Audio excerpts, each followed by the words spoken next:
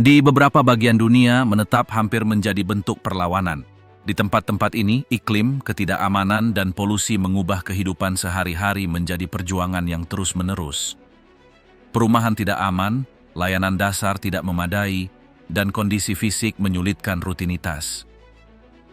Beberapa tetap berada di luar radar internasional, tetapi yang lain muncul dalam pengukuran lingkungan dan laporan pengungsian paksa. Tinggal di sana bukanlah pilihan yang nyaman, tetapi sebuah kemustahilan untuk meninggalkannya. Namun, ribuan orang masih berada di wilayah kritis ini terpaksa beradaptasi. Wilayah-wilayah ini bukanlah wilayah terpencil atau tak dikenal. Wilayah-wilayah ini memang ada, berpenghuni, dan telah terdaftar oleh organisasi-organisasi internasional. Wilayah-wilayah ini tidak tercantum dalam daftar tujuan, tetapi tercantum dalam peta darurat dan risiko. Lingkungan yang keras tidak menawarkan kelonggaran, dan tinggal di tempat-tempat ini menguji batas ketahanan manusia. Apa saja tempat tersulit untuk ditinggali di dunia saat ini? Selamat datang di Mundare. Mari kita mulai.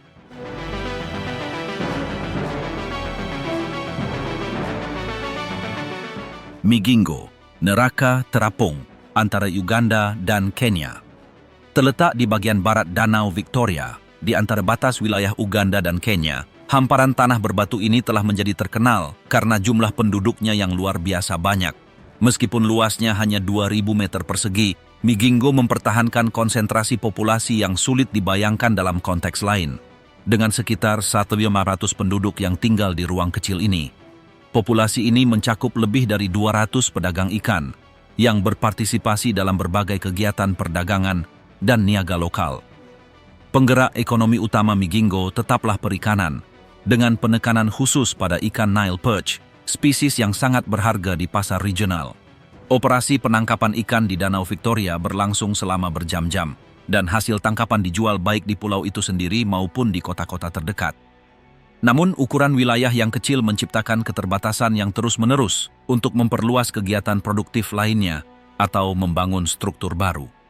Sepenuhnya dikelilingi danau, pulau ini tetap bergantung pada asal-usulnya sebagai nelayan, memaksa penduduknya untuk bergantung secara ekonomi pada negara-negara tetangga, sementara konflik kedaulatan wilayah tersebut terus berlanjut antara pemerintah Uganda dan Kenya.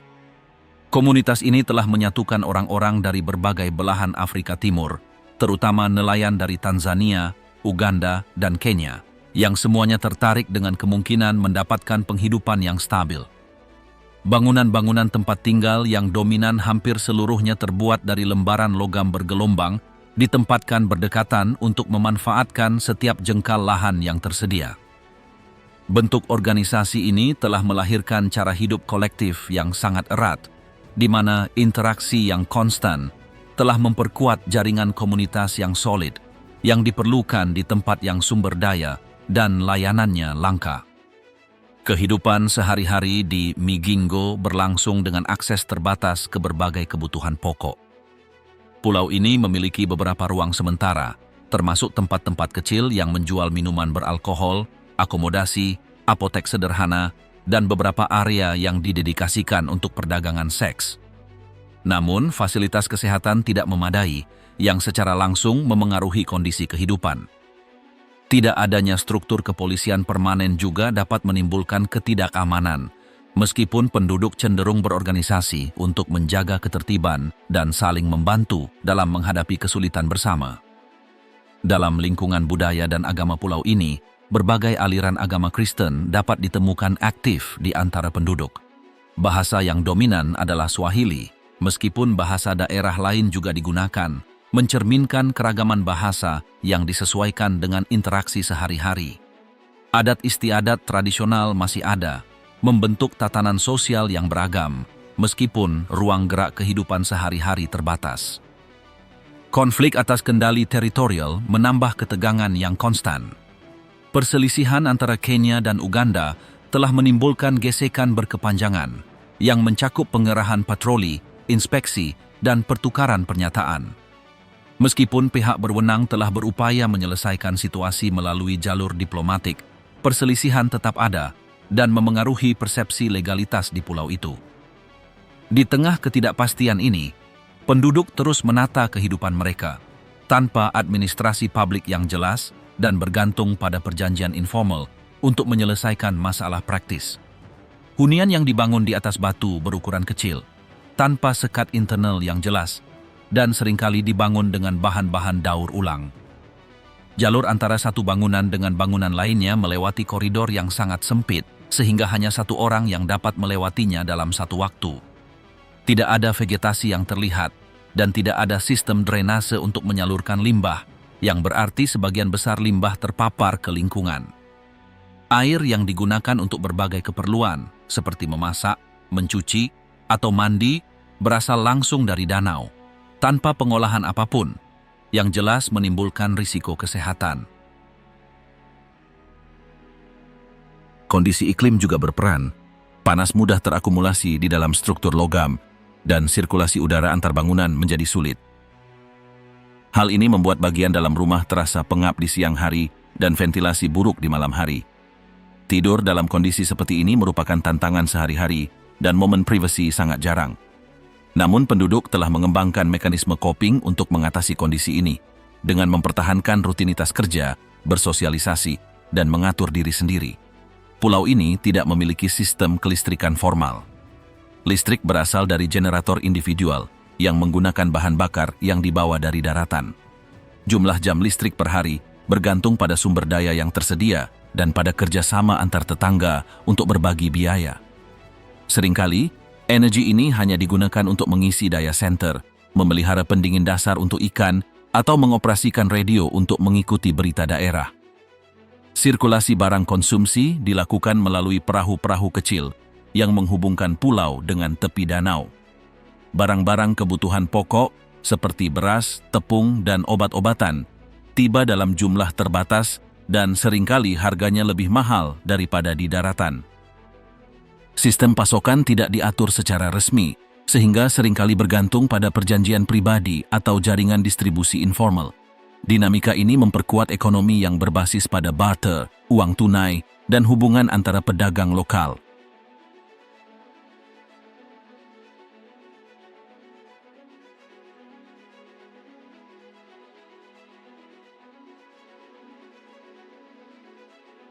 La Rinconada, kemiskinan di ketinggian lebih dari 5.000 meter. Pada peta yang menunjukkan pusat-pusat perkotaan utama di dunia, wilayah pesisir dan lembah-lembah yang terhubung dengan baik merupakan konsentrasi mayoritas penduduk. Distribusi ini menjawab alasan historis dan praktis. Kondisi geografis yang lebih mudah diakses selalu memungkinkan perkembangan kota. Namun, ada tempat-tempat di mana kehidupan manusia dapat bertahan dalam kondisi yang jauh lebih menantang. Salah satu contohnya adalah La Rinconada, yang terletak di dataran tinggi Peru, di dalam Departemen Puno, pada ketinggian lebih dari 500 meter di atas permukaan laut, menjadikannya pusat berpenghuni permanen tertinggi di planet ini. Kota-kota dataran tinggi lainnya, seperti Wenquan di Tiongkok atau Korzok di India, berada di bawah ketinggian ini. Beberapa pengukuran bahkan menempatkan La Rinconada di atas 5.300 meter yang memperkuat keunikan geografisnya. Lingkungan tempat La Rinconada berada memiliki topografi yang terjal, dengan lereng yang curam, jalan yang sulit, dan tanah yang tidak stabil. Kondisi iklimnya mirip dengan tundra Andes, dengan suhu rata-rata mendekati 1 derajat Celcius sepanjang tahun, dan suhu puncak hampir tidak melebihi 10 derajat Celcius pada bulan-bulan terpanas. Vegetasinya sangat minim, dan sebagian besar terdiri dari lumut kerak, semak kering, atau lumut. Kombinasi ketinggian, dingin, dan udara tipis ini menciptakan lingkungan hidup yang ekstrim, di mana aktivitas sehari-hari menjadi upaya fisik yang berat. Terlepas dari kondisi ini, La Rinconada telah mengalami pertumbuhan yang signifikan dalam beberapa dekade terakhir. Pada awal 1960-an, hanya ada beberapa ratus penduduk terdaftar, tetapi seiring waktu jumlahnya meningkat. Menurut catatan resmi, populasi permanen melebihi 7.000 orang, meskipun berbagai perkiraan berdasarkan aktivitas ekonomi dan arus migrasi menunjukkan bahwa antara 30.000 hingga 50.000 orang dapat tinggal di daerah tersebut. Perbedaan antara data sensus dan perhitungan tidak langsung ini sebagian disebabkan oleh informalitas permukiman, pergerakan pekerja yang konstan, dan kurangnya mekanisme pendaftaran yang mutakhir. Alasan utama mengapa begitu banyak orang menetap di tempat yang tidak bersahabat ini berkaitan langsung dengan pertambangan emas. La Rinconada muncul sebagai permukiman sementara di sekitar aktivitas pertambangan tanpa perencanaan kota atau layanan publik. Para pekerja pertama tiba untuk waktu yang singkat, menambang biji dan kembali ke kampung halaman mereka. Seiring waktu, keberlanjutan penambangan emas dan kemungkinan keuntungan ekonomi membuat banyak keluarga menetap, memutuskan untuk menetap tanpa batas waktu. Maka lahirlah sebuah kota tanpa ketertiban, infrastruktur yang memadai, dan layanan formal. Bentuk kerja yang paling umum di tambang La Rinconada dikenal sebagai cachorreo. Dalam sistem ini, para pekerja bekerja berhari-hari selama sekitar 1 bulan tanpa bayaran, dan di akhir periode, mereka berhak menyimpan semua emas yang mereka temukan dalam 1 hari. Jumlah yang diperoleh semata-mata bergantung pada keberuntungan dan keberuntungan di hari terakhir. Penghasilan tidak dijamin, dan risiko tidak mendapatkan apapun setelah berminggu-minggu bekerja sering terjadi. Pada saat yang sama, perempuan berpartisipasi dalam kegiatan ini melalui palekeo, sebuah praktik yang terdiri dari mengumpulkan sisa-sisa mineral yang dibuang oleh penambang lain, mencari partikel kecil emas di antara reruntuhan. Meningkatnya nilai emas di pasar internasional selama dekade pertama abad ke-21 menyebabkan peningkatan populasi La Rinconada yang signifikan. Seiring dengan meningkatnya harga emas, semakin banyak orang berbondong-bondong ke daerah tersebut dengan harapan mendapatkan penghasilan. Kota ini tumbuh secara tiba-tiba tanpa lembaga atau layanan yang mampu mengimbangi ekspansi ini. Pekerjaan informal, perumahan yang tidak aman, dan ketiadaan regulasi menjadikan tempat ini sebagai tempat bertahan hidup. Tinggal di ketinggian lebih dari 5.000 meter berdampak langsung terhadap kesehatan manusia. Berkurangnya kadar oksigen di udara berarti penurunan sekitar 50% dibandingkan dengan yang dihirup di permukaan laut. Bagi orang yang datang dari daerah lain, tubuh membutuhkan waktu antara 3 hingga 4 minggu untuk beradaptasi minimal.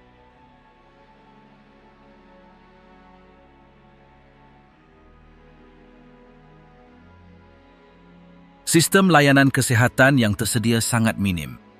Hanya ada 1 pusat kesehatan yang beroperasi dengan sumber daya terbatas, tanpa peralatan khusus atau personel yang memadai. Dalam situasi darurat, pemindahan ke lokasi lain membutuhkan waktu dan kondisi yang tidak selalu tersedia. Tidak ada bank darah, ruang operasi, atau unit perawatan intensif. Kampanye vaksinasi, pemeriksaan pranatal, dan perawatan pencegahan bersifat berkala dan bergantung pada inisiatif eksternal. Kurangnya kehadiran negara telah memfasilitasi munculnya jaringan kekuasaan informal dan mekanisme kontrol paralel. Tanpa adanya otoritas yang diakui, beberapa wilayah dikelola oleh kelompok-kelompok terorganisir yang mengatur akses ke tambang, distribusi pasokan, atau penggunaan ruang tertentu. Dalam konteks ini, kasus-kasus kekerasan, eksploitasi seksual, perdagangan manusia, dan penyelundupan barang telah terdokumentasi. Kepolisian kekurangan staf dan memiliki sumber daya yang langka. Pengaduan seringkali diselesaikan oleh kelompok masyarakat atau tidak pernah sampai ke pengadilan. Selama beberapa tahun, La Rinconada bahkan tanpa listrik. Jaringan listrik dasar baru mulai dibangun pada dekade pertama abad ke-21, meskipun belum menjangkau semua wilayah dan sering mengalami pemadaman. Penerangan di banyak rumah menggunakan lilin, senter, atau generator portable. Pendingin ruangan terbatas, dan peralatan listrik beroperasi dalam jumlah terbatas. Wisatawan yang tertarik dengan lingkungan ekstrim mulai mempertimbangkan La Rinconada sebagai destinasi alternatif. Beberapa publikasi perjalanan menyebutkan lanskap dataran tinggi, laguna di dekatnya, dan aktivitas pegunungan sebagai daya tarik potensial.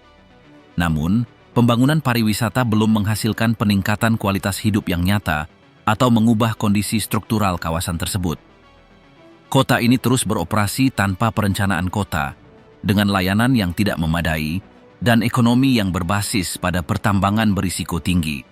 Dalam lingkungan yang sulit ini, ribuan orang telah membangun cara hidup yang layak, ditopang oleh upaya fisik, adaptasi fisiologis, dan pencarian emas yang terus-menerus. La Rinconada merupakan pengecualian geografis, anomali lingkungan, dan contoh nyata seberapa jauh batas kelayak hunian manusia dapat dilampaui.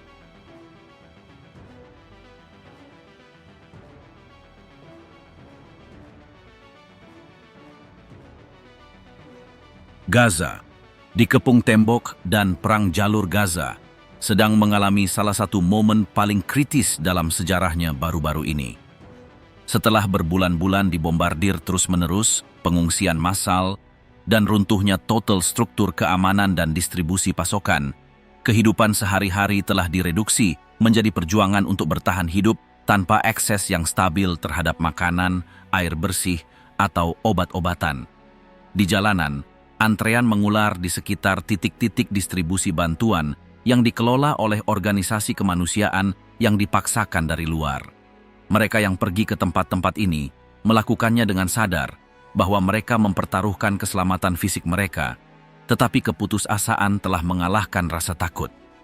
Gambaran seorang anak yang dikelilingi mayat atau seorang ibu dengan bayinya yang dibungkus kain kafan hanyalah satu dari ribuan gambar yang beredar setiap hari. Di Gaza, sistem distribusi pasokan telah digantikan oleh mekanisme improvisasi dan kacau yang bergantung pada rute yang dikontrol militer dan tunduk pada inspeksi yang dapat melumpuhkan operasi apapun selama berhari-hari. Sejak Mei, pusat-pusat distribusi baru telah didirikan di daerah-daerah yang sulit dijangkau, memaksa orang-orang untuk melakukan perjalanan jauh di bawah penjagaan bersenjata, terpapar tembakan, penjarahan, dan bentrokan antar warga sipil. Menurut otoritas setempat, lebih dari 1.000 orang telah kehilangan nyawa mereka hanya dalam perjalanan ini, termasuk banyak anak-anak. Di saat yang sama, rumah sakit yang tetap beroperasi telah melipat gandakan jumlah pasien mereka, sementara beroperasi tanpa bahan bakar yang memadai, obat-obatan dasar, dan dalam kondisi kebersihan yang sangat buruk. Setiap hari, para tenaga kesehatan harus memutuskan siapa yang akan dirawat dengan sedikit yang mereka miliki.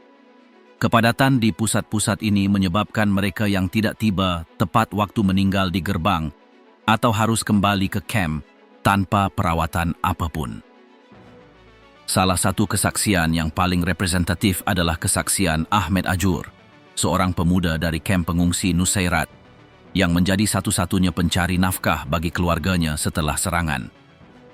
Dengan ayahnya yang terluka, ibunya yang sakit, dan 2 adiknya, ia memutuskan untuk memulai perjalanan ke selatan untuk mencoba mendapatkan sekotak makanan. Selama perjalanan, ia melintasi beberapa wilayah yang dikuasai oleh angkatan bersenjata, di mana ia menerima peringatan gas air mata, siren, dan tembakan di udara. Setibanya di titik pengiriman, ia menemukan rak-rak kosong dan garam yang tumpah. Perjalanan pulang bahkan lebih rumit. Di tengah kegelapan malam, kelompok-kelompok bersenjata menyerang mereka yang membawa apapun. Ahmed diancam dengan pisau, tetapi mereka melepaskannya ketika melihat ia tidak membawa barang berharga. Di seluruh jalur Gaza, kekacauan telah berganti menjadi situasi di mana hukum yang maha kuasa berlaku. Konvoi yang membawa bantuan dihentikan oleh geng-geng yang menjual kembali barang dagangan tersebut dengan harga selangit. Seringkali, para pengungsi yang sama yang berhasil mendapatkan sesuatu diserang oleh orang-orang lain yang putus asa yang mencoba merampas satu-satunya sumber daya mereka untuk hari itu. Muatan tepung dan botol air menjadi sasaran perkelahian yang berakhir dengan cedera atau kematian. Pasukan keamanan internal telah kehilangan kapasitas operasional mereka. Tanpa kendali institusional, tanpa rute yang aman, atau prosedur yang jelas, kekacauan telah menguasai distribusi kemanusiaan. Pengiriman bantuan melalui udara dari negara asing telah diizinkan sebagai tindakan sementara, tetapi metode ini sering menimbulkan insiden. Tas-tas tersebut jatuh di area permukiman yang dipenuhi tenda darurat, menabrak kendaraan, jatuh ke laut, atau mendarat di atas orang-orang. Beberapa kesaksian menggambarkan bagaimana beberapa pengiriman ini justru melukai warga sipil yang seharusnya mereka bantu.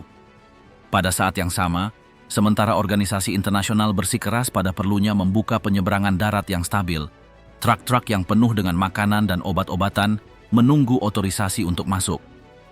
Pada beberapa hari, ratusan kendaraan tetap berhenti beberapa kilometer dari perbatasan, tertahan oleh protokol keamanan yang memperpanjang prosedur. Populasi, di sisi lain, tidak bisa menunggu. Setiap hari tanpa akses ke produk-produk pokok berarti lebih banyak keluarga terpaksa mencari di antara reruntuhan, menggali melalui tempat pembuangan sampah, atau minum air yang terkontaminasi. 9 dari 10 rumah tangga telah mengadopsi praktik-praktik yang sangat berisiko untuk mendapatkan makanan.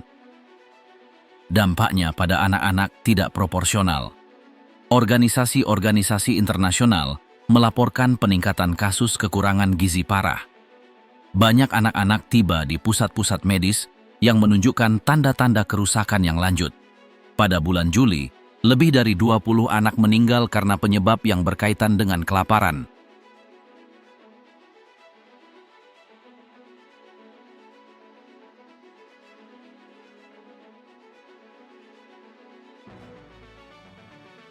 Lembaga-lembaga bantuan mengakui bahwa situasi telah melampaui parameter yang diketahui. Rute yang ditetapkan sebagai aman berubah tanpa peringatan, pengeboman mengganggu semua operasi logistik, dan koridor yang telah dibangun dikendalikan oleh banyak aktor yang tidak berkoordinasi satu sama lain. Yayasan Kemanusiaan Gaza, kelompok yang saat ini bertanggung jawab atas distribusi, telah dikritik karena kurangnya transparansi dan cara mereka memprioritaskan pengiriman. Kotak-kotak yang tersedia tidak cukup untuk memenuhi bahkan 1% pun kebutuhan harian. Tidak seperti sistem sebelumnya, di mana Perserikatan Bangsa-Bangsa mengelola pengiriman melalui registrasi penduduk, sistem saat ini didasarkan pada kedatangan spontan di pusat-pusat. Hal ini telah menyebabkan kepadatan berlebih, kekacauan, dan berbagai insiden yang mengakibatkan kematian. Di beberapa titik, tentara yang menjaga area tersebut melepaskan tembakan, menuduh ketidakpatuhan terhadap rute akses. Saksi mata melaporkan bahwa peluru ditembakkan tanpa peringatan dan banyak orang jatuh ke tanah saat mencoba membawa sekotak makanan atau jerigen air. Dalam konteks ini, harapan hanya sebatas strategi improvisasi, seperti bangun pagi agar tiba lebih dulu, menyembunyikan makanan selama perjalanan pulang, atau berkelompok untuk mengurangi risiko. Meskipun demikian, bahayanya tetap ada. Sistem kesehatan juga telah kolaps. Banyak rumah sakit terkena serangan bom atau tidak dapat digunakan karena kekurangan pasokan. Rumah sakit yang masih beroperasi merawat pasien 3 kali lebih banyak dari biasanya. Dalam satu hari, sebuah rumah sakit menerima hampir 200 orang terluka setelah terjadi desak-desakan di titik distribusi. Para korban sebagian besar adalah pemuda, karena merekalah yang mengumpulkan kotak-kotak dan harus membawanya beberapa kilometer ke keluarga mereka.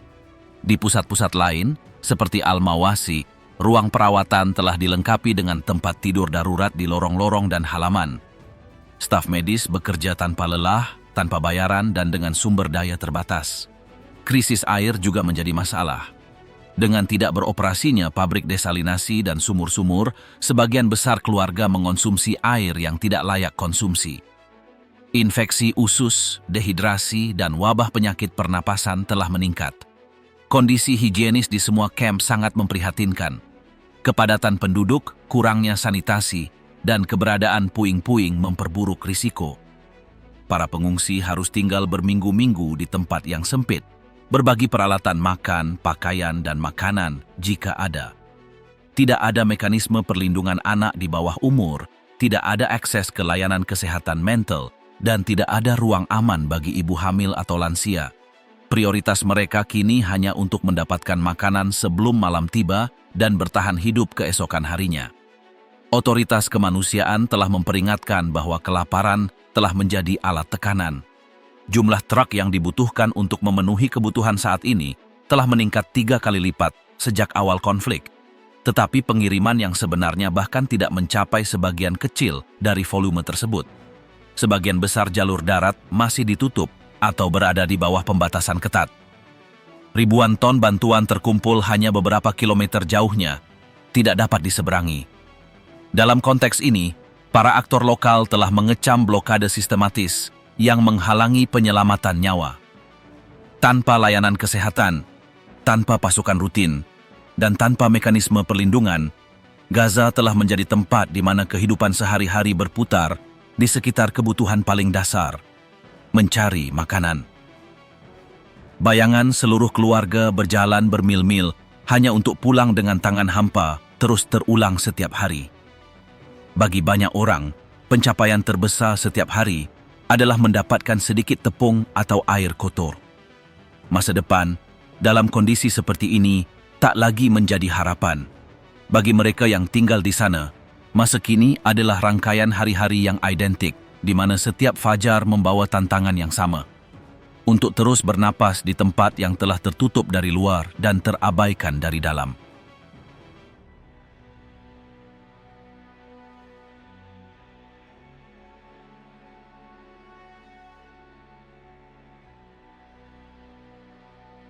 Jakarta, kota yang tenggelam hidup-hidup. Di pesisir utara Jawa, sebuah kota metropolitan menghadapi kemerosotan fisik yang belum pernah terjadi sebelumnya. Jakarta, ibu kota Indonesia, dan rumah bagi lebih dari 10 juta orang, lenyap di bawah fondasinya sendiri. Kota ini dibangun di dataran pantai yang dilintasi jaringan 13 sungai, di area rawa-rawa purba yang kini semakin runtuh. Di beberapa daerah, tanahnya amblas lebih dari 20 cm per tahun, jauh melebihi laju kota-kota pesisir besar lainnya. Separuh luas permukaannya sudah berada di bawah permukaan laut. Data yang dihimpun oleh para ahli dari Institut Teknologi Bandung mengungkapkan bahwa jika tren ini berlanjut, wilayah utara kota akan hampir seluruhnya tenggelam pada pertengahan abad ini. Angka-angka menunjukkan bahwa hanya dalam 1 dekade, beberapa area telah turun lebih dari 2 meter. Di lingkungan yang terdampak, bangunan-bangunan kehilangan stabilitasnya, lantai dasar terendam banjir permanen, dan air yang tergenang menempati ruang-ruang yang sebelumnya layak huni. Di distrik Muara Baru, bekas fasilitas industri telah menjadi tidak dapat digunakan, sementara rumah-rumah penduduk beradaptasi dengan deformasi tanah, dengan meninggikan lantai dan membangun dinding penahan sementara. Warga terpaksa hidup dengan infrastruktur yang cacat dan bergeser. Di area seperti Pasar Ikan Utara, jalur pejalan kaki menjadi tidak stabil dan permukaan jalan melengkung tidak rata.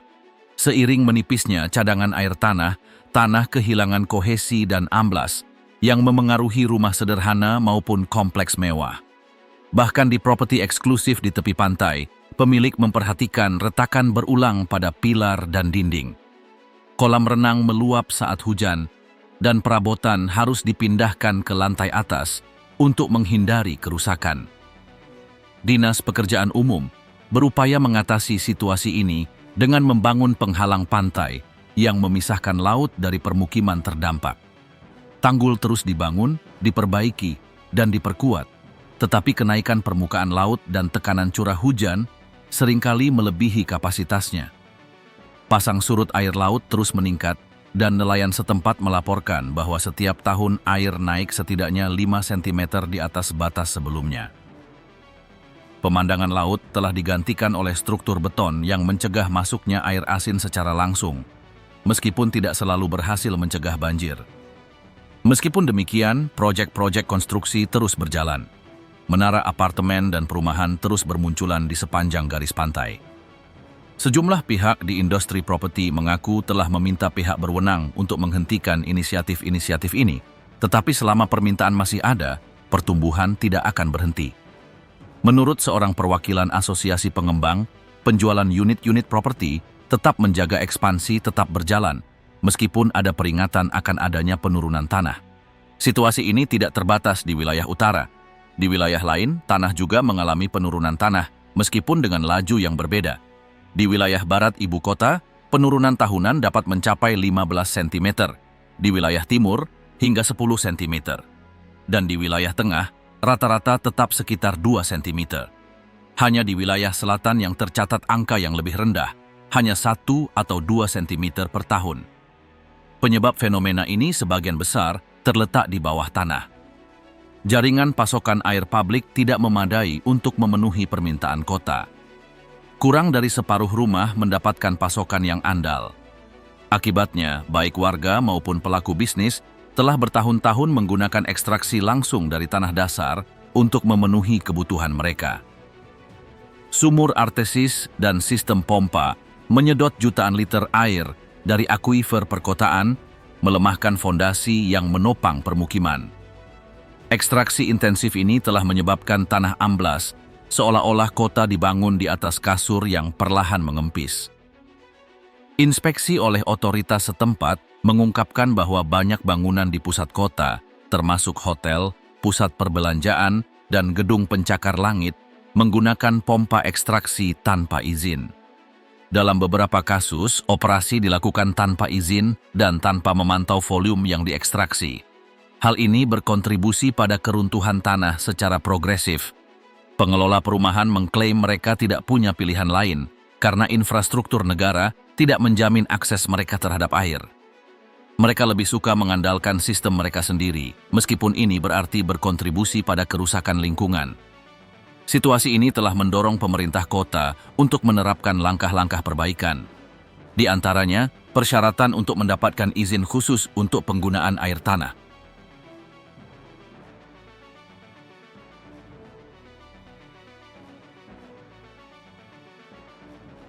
Dallol, neraka kimia Ethiopia.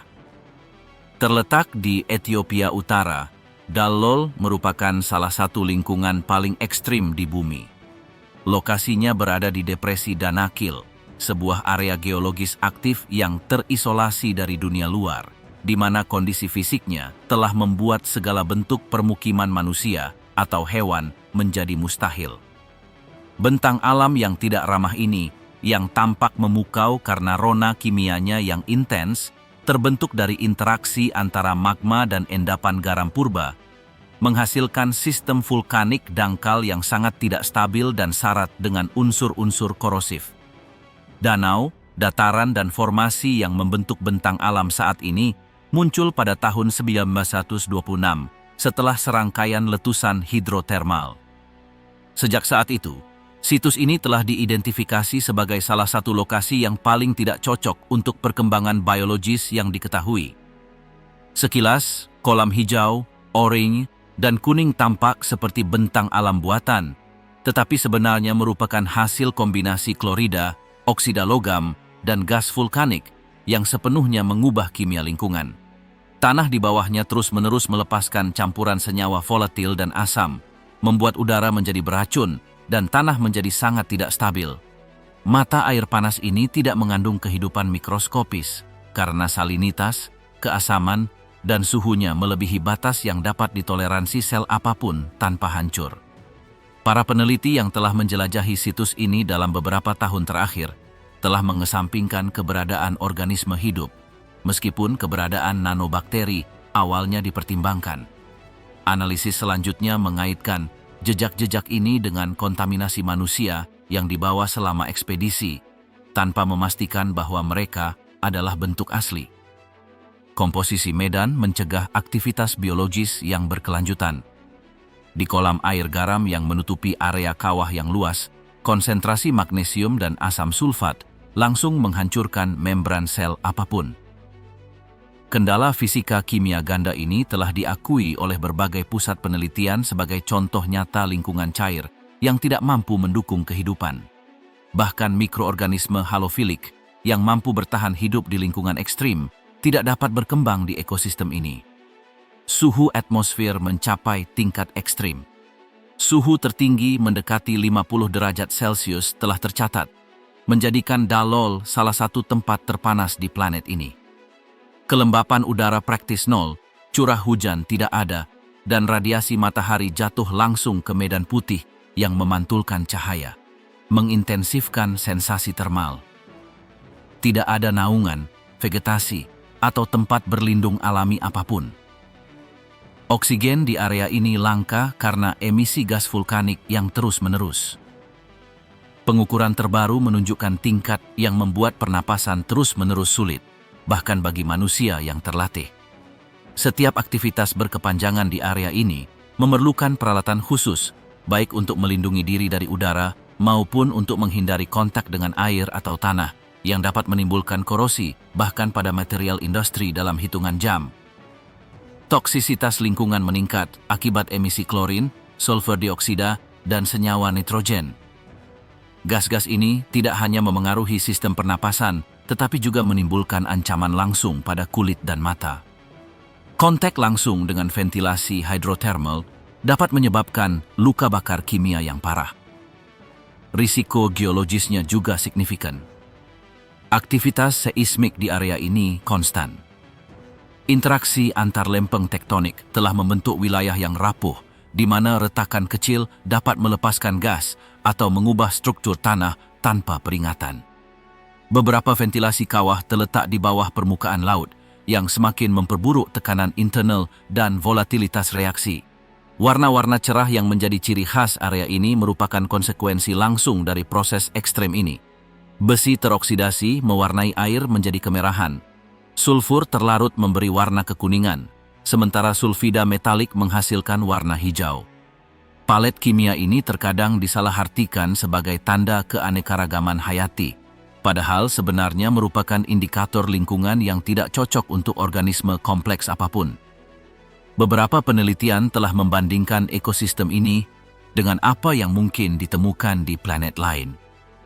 Dalol telah digunakan oleh para ahli astrobiologi sebagai latar alami untuk menguji hipotesis tentang kelayakunian Mars dan benda langit lainnya dengan aktivitas vulkanik, air cair, dan atmosfer yang agresif. Namun, kesimpulan sebagian besar tim ilmiah sepakat, keberadaan air cair saja tidak secara otomatis menyiratkan keberadaan atau kemungkinan adanya kehidupan.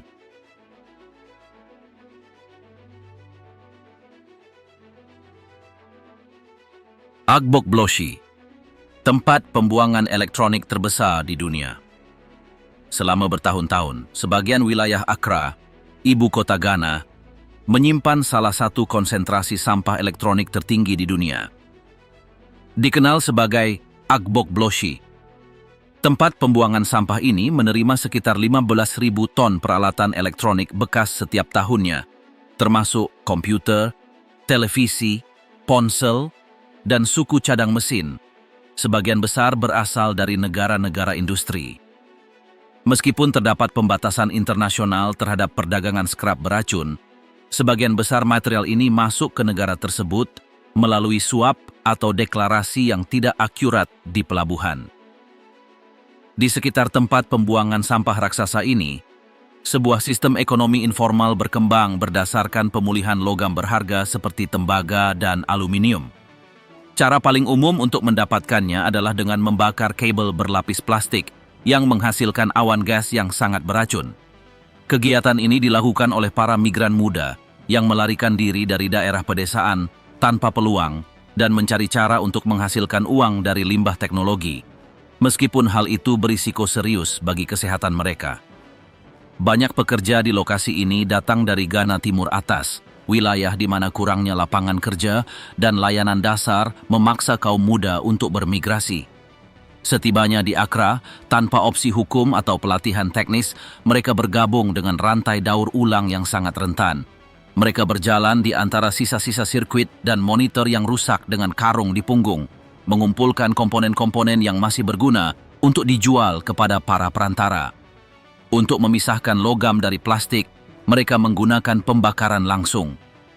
Gas yang dilepaskan mengandung senyawa berbahaya seperti timbal, merkuri, dan penghambat api yang semuanya terkait dengan penyakit pernapasan, gangguan saraf, dan kanker. Tidak ada masker, sarung tangan, atau sistem pelindung lainnya. Cedera akibat luka bakar, sayatan, dan paparan bahan kimia merupakan hal yang umum. Mereka tinggal di bangunan darurat di tepi tempat pembuangan sampah, tanpa air bersih atau perawatan medis. Sebagian besar bertahan hidup dengan pendapatan mingguan yang setara dengan beberapa dolar, sementara nilai real mineral yang diekstraksi berlipat ganda di pasar global. Di samping tempat pembuangan sampah, jaringan perdagangan dan reparasi informal muncul. Di jalan-jalan seperti Zongo Lane, ratusan toko kecil berderet, menjual suku cadang bekas, perangkat bekas, dan peralatan yang telah diperbaiki. Ekosistem ini berfungsi sebagai ekonomi sekunder, mempekerjakan teknisi, vendor, dan transporter. Namun, material yang paling berharga jarang tertinggal di negara ini. Material tersebut dikirim ke pabrik peleburan di Eropa atau Asia, yang kondisi pemrosesannya jauh lebih aman dan nilai akhirnya jauh lebih tinggi. Sementara itu, limbah mencemari Laguna Corle, jalan-jalan di Old Fadama, dan lingkungan sekitarnya, yang memengaruhi seluruh penduduk. Emisi yang terus-menerus memaksa beberapa keluarga untuk pindah. Polutan meresap ke dalam tanah dan air, membahayakan kesehatan lingkungan jangka panjang. Sejumlah penelitian menunjukkan bahwa paparan kronis terhadap limbah ini meningkatkan kejadian penyakit serius di masyarakat sekitar. Agbok Bloshi sebagian dihancurkan oleh pihak berwenang, tetapi warisannya tetap membekas dalam ingatan mereka yang tumbuh dan bekerja di sana. Meskipun masuknya jenis limbah tertentu telah dilarang secara resmi, masih terdapat banyak jalur informal yang dilalui oleh limbah berbahaya untuk masuk ke negara ini. Pemeriksaan bea cukai tidak cukup untuk membendung arus lalu lintas yang didorong oleh permintaan daur ulang yang murah. Banyak yang menganggap sistem ini sebagai gejala ketidakseimbangan global. Negara-negara maju mengalihdayakan sampah mereka ke wilayah-wilayah rentan. Apa yang dianggap sampah oleh sebagian orang menjadi mata pencaharian bagi sebagian lainnya. Namun, harga yang harus dibayar oleh mereka yang bekerja di antara sampah elektronik seringkali sangat tinggi.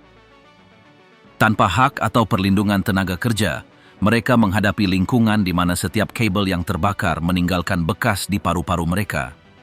Bekas tempat pembuangan sampah ini tetap menjadi pengingat bagaimana kemajuan teknologi dapat berdampak di tempat lain pada kondisi kehidupan yang memprihatinkan.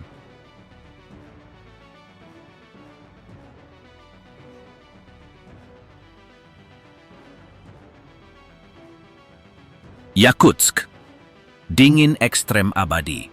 Arus es yang melanda Yakutsk selama beberapa hari berturut-turut memaksa penduduknya untuk mengubah rutinitas, jadwal, dan kebiasaan guna menghindari cedera fisik.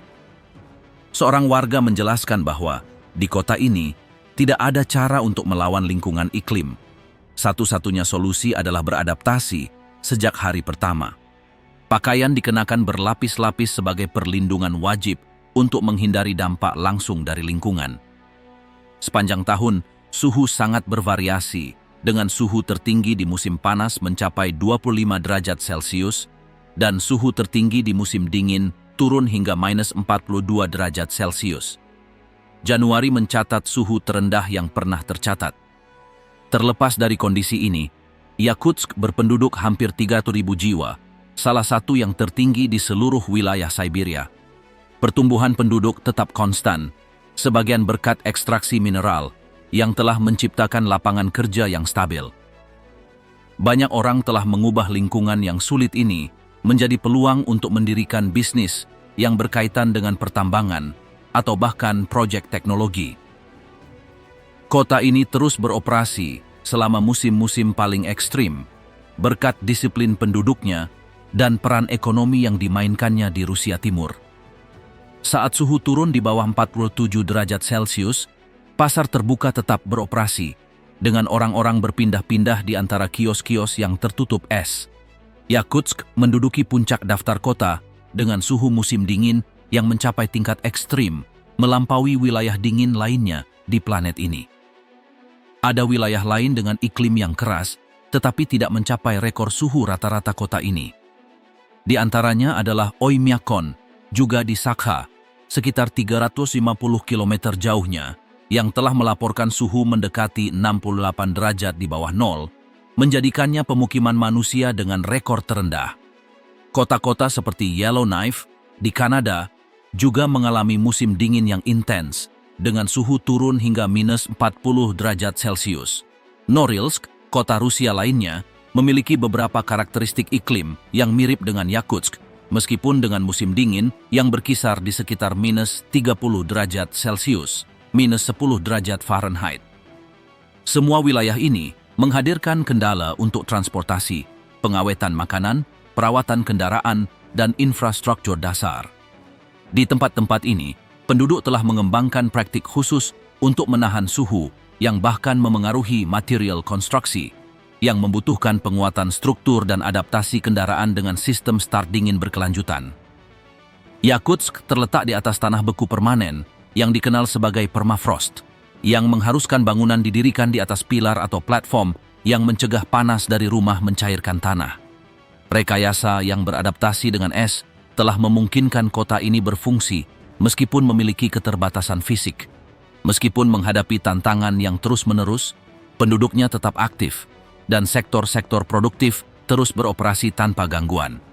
Lingkungan yang bagi banyak orang dianggap keras kepala telah berubah menjadi lingkungan hidup yang stabil dan berkelanjutan bagi mereka yang tinggal di sana. Seperti yang dikatakan seorang warga, iklimnya ekstrim, tetapi masyarakatnya telah mengembangkan ketahanan yang unik.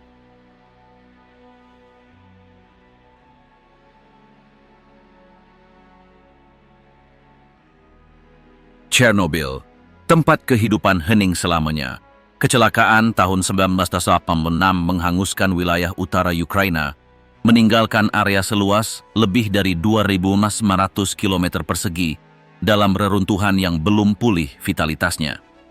Apa yang dulunya merupakan jaringan kota kecil, pertanian, dan bangunan industri yang terhubung dengan PLTN Chernobyl telah berubah menjadi sebidang tanah beracun, tertutup bagi sebagian besar pengunjung. Zona eksklusi yang dibatasi di sekitar reaktor nomor 4 tetap menjadi area yang sangat beracun, di mana emisi nuklir terus berlanjut, yang dibatasi oleh langkah-langkah perlindungan yang membutuhkan pemeliharaan berkelanjutan. Kota Pripyat yang terbengkalai di dekat PLTN menjadi simbol pengabaian dengan bangunan-bangunan yang membeku dalam waktu, ditumbuhi rumput liar, karat, dan kesunyian. Terlepas dari risikonya, wilayah itu tidak pernah benar-benar kosong. Dalam beberapa bulan setelah bencana, ribuan orang terpaksa mengungsi, hanya membawa barang-barang kebutuhan pokok. Namun, tidak semua orang menerima kehidupan perkotaan baru yang ditawarkan oleh negara. Pada tahun-tahun berikutnya, lebih dari 1.000 orang kembali ke rumah mereka sendiri, melanggar batasan yang diberlakukan. Sebagian besar berusia di atas 50 tahun, yang pernah hidup di bawah pendudukan asing dan enggan meninggalkan tempat kelahiran mereka sepenuhnya. Saat ini, antara 130 dan 150 orang masih tinggal di daerah terdampak. Sebagian besar adalah perempuan lanjut usia yang bekerja di pertanian dasar. Beberapa pemukim darurat ini telah membuat jalan setapak menembus pagar untuk mengumpulkan buah beri atau jamur, sehingga membahayakan kesehatan mereka di lingkungan yang masih terkontaminasi. Meskipun dampak fisiknya terasa, terutama penyakit tiroid, kehidupan sederhana dan keakraban dengan medan tampaknya lebih besar daripada peringatan kesehatan. Selain para pengungsi yang kembali ini, kelompok-kelompok lain juga datang dari luar.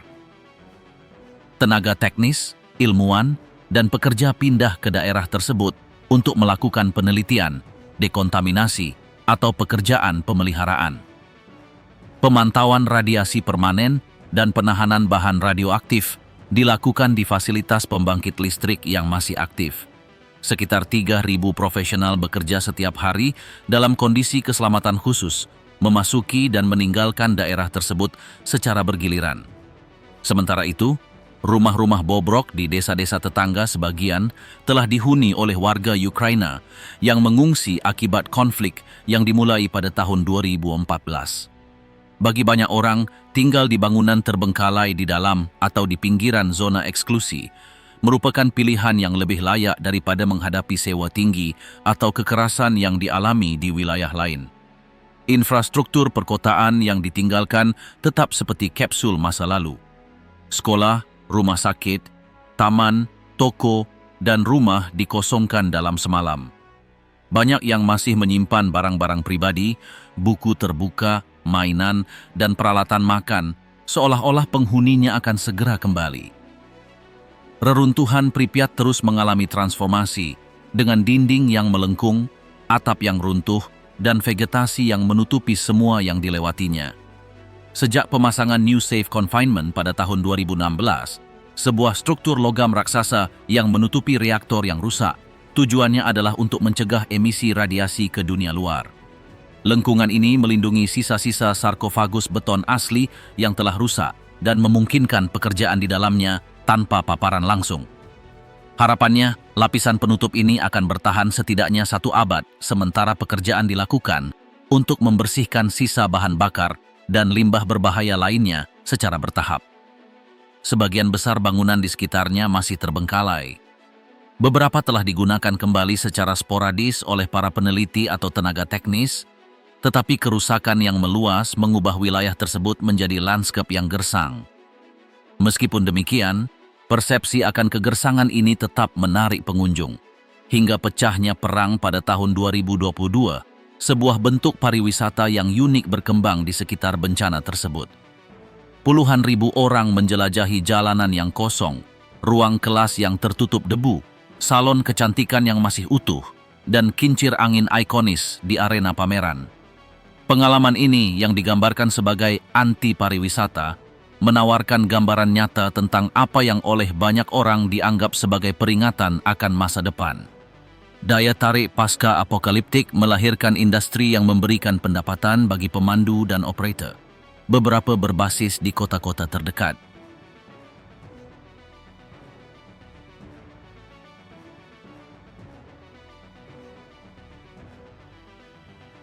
Ciudad Juárez, pusat ketakutan. Di Ciudad Juárez, ketakutan telah berhenti menjadi respons emosional terhadap ketidakpastian, melainkan menjadi alat struktural yang membentuk kehidupan sehari-hari. Kota yang terletak di perbatasan utara Meksiko ini telah berubah dari enklave ekonomi utama menjadi wilayah yang dibentuk oleh ketegangan, fragmentasi sosial, dan ketidakamanan yang terus-menerus. Kekerasan, jauh dari sekadar fenomena situasional, telah membentuk hubungan sosial, membatasi wilayah, dan mengubah cara penduduk memandang lingkungan mereka. Dinamika kolektif telah digantikan oleh proses isolasi, ruang bersama oleh sekat-sekat tak kasat mata, dan interaksi warga oleh praktik pengawasan, sensor diri, dan eksklusi. Kota ini menampilkan dirinya sebagai lingkungan tanpa komunitas, di mana hubungan solidaritas diencerkan oleh ketakutan individu yang terjalin dengan narasi global tentang kejahatan, terorisme, dan perdagangan narkoba. Dalam konteks ini, ketakutan tidak beroperasi sebagai kecelakaan eksternal, melainkan sebagai komponen fungsional yang membenarkan strategi kelembagaan, menata ulang kehidupan perkotaan, dan melegitimasi keputusan politik yang ditopang oleh logika kendali. Kerangka simbolis Juárez menunjukkan bagaimana ketidakamanan yang terus-menerus mengubah penduduk menjadi penerima pasif dari langkah-langkah yang memprioritaskan penahanan alih-alih rekonstruksi tatanan sosial. Kehadiran militer, wacana keagamaan, dan kebijakan keamanan telah membentuk kota tempat individu hidup dikelilingi oleh struktur material dan simbolis yang memperkuat status mereka sebagai ancaman atau korban. Jalanan dengan bar, lingkungan yang terpecah belah oleh rasa takut terhadap yang lain, dan praktik pengurungan sukarela merupakan ekspresi dari lingkungan yang dibentuk oleh rasa takut. Arsitektur rasa takut ini tidak hanya mendefinisikan ulang mobilitas perkotaan, tetapi juga rasa memiliki. Jalanan kehilangan fungsi integratifnya dan menjadi garis pemisah. Rumah-rumah tidak lagi mewakili ruang perlindungan, melainkan benteng improvisasi.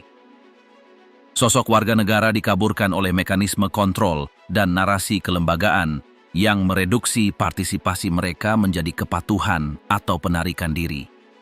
Dalam konteks ini, rasa takut menjadi alat yang menyusun cara kita hidup, melegitimasi eksklusi, dan membatasi siapa yang dapat bersirkulasi, menempati, atau menjadi bagian dari ruang-ruang tertentu. Transformasi ini tidak dapat dipahami tanpa mempertimbangkan bobot representasi media dan kerangka diskursif yang membentuk persepsi publik terhadap Juárez.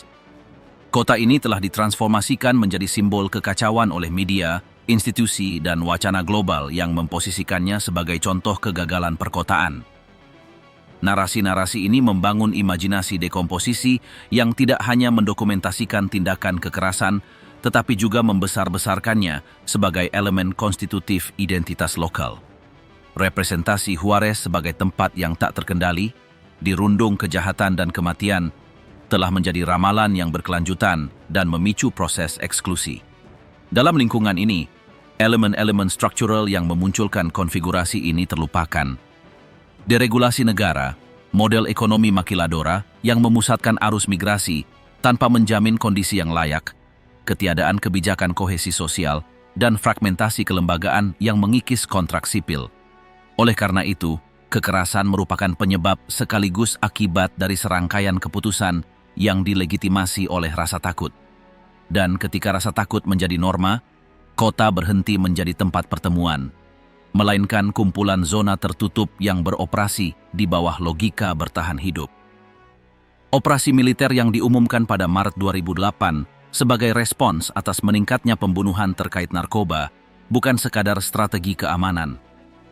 Operasi tersebut merupakan penegasan publik atas pengabaian institusional dan tanda bahwa pengelolaan kehidupan perkotaan didelegasikan kepada penggunaan kekuatan.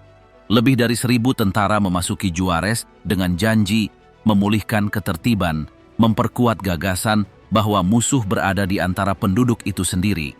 Pengerahan ini diterima oleh sebagian penduduk sebagai tindakan penyelamatan, tetapi pada akhirnya mengkonsolidasikan narasi di mana militer menggantikan sipil. Legitimasi kehadiran ini berlabuh dalam wacana perlindungan ilahi, di mana tentara dipandang sebagai utusan ilahi. Iman dan kekuatan terjalin untuk menopang imajinasi harapan yang didasarkan pada kendali dan pengawasan. Kekerasan struktural ditanggapi dengan respons yang memperkuat logika pengepungan. Episode ini mengungkap bagaimana strategi resmi tidak mengusulkan pembangunan kembali ikatan sosial, tetapi justru melembagakan ketakutan sebagai bentuk. Wacana-wacana dominan telah mendefinisikan Ciudad Juarez sebagai wilayah tanpa hukum, di mana intervensi militer, revaluasi agama, dan kontrol media disajikan sebagai satu-satunya respons. Dalam narasi ini, tidak ada ruang bagi kewarganegaraan aktif, rekonstruksi sosial, atau perampasan kembali ruang bersama. Kota dipandang sebagai tempat yang harus diselamatkan, bukan oleh penghuninya sendiri, melainkan oleh struktur eksternal yang memaksakan ketertiban. Logika ini mengkonsolidasikan pola ketergantungan institusional yang menghambat munculnya alternatif kolektif. Depolitisasi rasa takut, konversinya menjadi elemen alami lanskap perkotaan, telah membongkar kondisi yang diperlukan untuk munculnya kewarganegaraan baru. Kemungkinan membayangkan kota yang berbeda menuntut denaturalisasi rasa takut ini, membongkar struktur yang mereproduksinya, dan memulihkan agora sebagai ruang tempat penduduk merebut kembali suara, tempat, dan kekuatan pengambilan keputusan mereka. Ciudad Juarez bukan sekadar kasus ekstrim. Ia mencerminkan kota-kota Amerika Latin di mana rasa takut telah dilembagakan, di mana kekerasan tak hanya memengaruhi tubuh tetapi juga hubungan, dan di mana arsitektur rasa takut menggantikan fondasi kolektif. Ini adalah ruang di mana fakta sosial dirusak setiap hari, dan di mana rekonstruksi hanya mungkin terjadi jika logika pengawasan dilampaui untuk mengaktifkan kembali budaya perjumpaan. Bahkan jauh dari sorotan internasional, ruang-ruang lain menghadapi dinamika serupa. Kondisi yang mengisolasi, menghancurkan, atau menundukkan tidak eksklusif untuk satu wilayah atau konteks. Kondisi tersebut merupakan tanda-tanda nyata degradasi yang meluas, di mana lingkungan bukan lagi jaminan kehidupan, melainkan menjadi hambatan. Ini bukan tentang mencatat tragedi, melainkan mengamati bagaimana wilayah-wilayah tertentu telah terpinggirkan tanpa kemungkinan transformasi yang nyata.